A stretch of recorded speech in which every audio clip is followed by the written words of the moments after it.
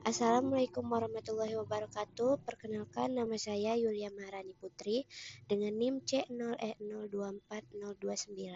Saya dari Prodi Keuangan Daerah dan di sini saya akan mempresentasikan tentang pelunasan pajak dalam tahun berjalan dan pemungutan PPh.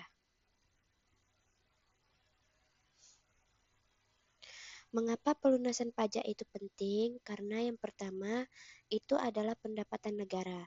Pajak membiayai pembangunan dan layanan publik. Yang kedua, kepatuhan hukum, mematuhi peraturan perpajakan yang berlaku.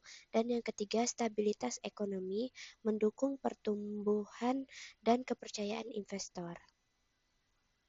Pengertian PPh pasal 21, gaji, upah, dan honorarium. PPh pasal 21 yaitu pajak atas penghasilan sehubungan dengan pekerjaan, jasa, atau kegiatan yang diterima wajib pajak orang pribadi dalam negeri. Yang pertama yaitu gaji, upah, tunjangan, dan honorarium. Yang kedua pembayaran lain sejenis. Dan yang ketiga berlaku untuk karyawan, tenaga ahli, dan pekerja bebas. Pengertian PPh pasal 22, impor dan kegiatan usaha tertentu. Yang pertama, impor barang, pajak yang dipungut oleh bendahara pemerintah atau badan tertentu saat impor barang. Yang kedua, penjualan barang mewah, pajak atas penjualan barang yang tergolong sangat mewah. Dan yang ketiga, kegiatan usaha khusus, misalnya penjualan hasil produksi industri tertentu. Pengertian PPh pasal 23, dividen, bunga, dan royalti. Penghasilan atas modal dan usaha, pajak yang dipotong atas penghasilan tertentu dari modal, penyerahan jasa, atau penyelenggaraan kegiatan selain PPh pasal 21. Yang pertama, dividen, bunga, royalti, dan sewa.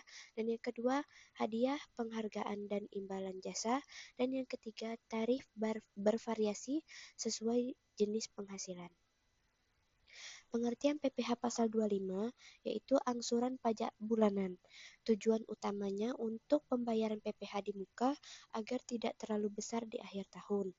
Perhitungannya dihitung berdasarkan PPh terutang, namun sebelumnya dibagi 12 bulan. Dan kewajibannya yaitu wajib bagi wajib pajak orang pribadi atau badan yang memiliki kegiatan usaha. Peran bukti potong dan bukti setor.